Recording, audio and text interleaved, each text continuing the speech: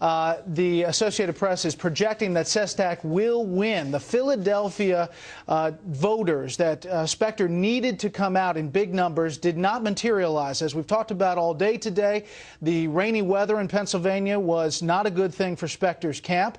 And then you add to that the gaffes he's had in recent weeks of calling college Republicans, or college Democrats, college Republicans, referring to Democratic supporters as Republicans. Sestak cashed in on the switch from the GOP to the Democratic Party, and now a 30-year veteran of the U.S. Senate will not be returning. Joe Sestak will take on Pat Toomey, the Republican who won that nomination. It will be Sestak versus Toomey in November, and that will be a race to watch in Pennsylvania. This is a big decision. The Associated Press just making this projection. A big win for Joe Sestak in the state of Pennsylvania. Greta. Wow, it's stunning. It's hard to tell whether this is anti-incumbent or anti-party switcher, since he did switch parties. He had the entire Democratic Party, it seems, behind him with President Obama and Governor Rendell.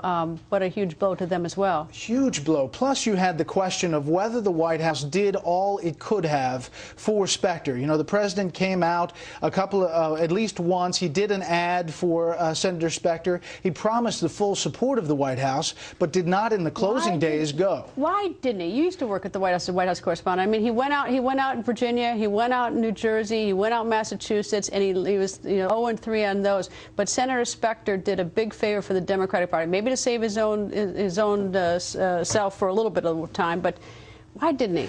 I think Virginia and New Jersey had a factor in that decision-making process. Was that to save face of the president? Sure. I mean, it's all politics here in this town, as you know. No loyalty. No, I mean, no loyalty, just politics. In fact, Major Garrett today reported that he talked privately to a senior administration official who said, oh, well, Senator Specter did vote for the stimulus package, and we had him on a couple of key votes. We got what we needed out of Senator Specter. I mean, that's hung him out to dry? At the end, they sensed that he was going to lose to Sestak, and you saw a big shift in the Democratic organization. Senator Reid, the majority leader today, saying that both candidates were strong and we'll have a strong Democratic candidate, despite the fact that the party itself had backed Specter. This is a huge loss. He's a 30-year vet of Pennsylvania, but he's only about a year vet of the Democratic Party there. So it's hard to tell whether it's anti-incumbent or whether it's party switcher at this point. Well, that's right. And I think there is an anti-incumbent side to this, but Sestak ran a pretty interesting campaign there. He's going to have an uphill battle against Pat Toomey, who is very strong in all of the polls as they're matched up against Specter and Sestak. Toomey leads both of them.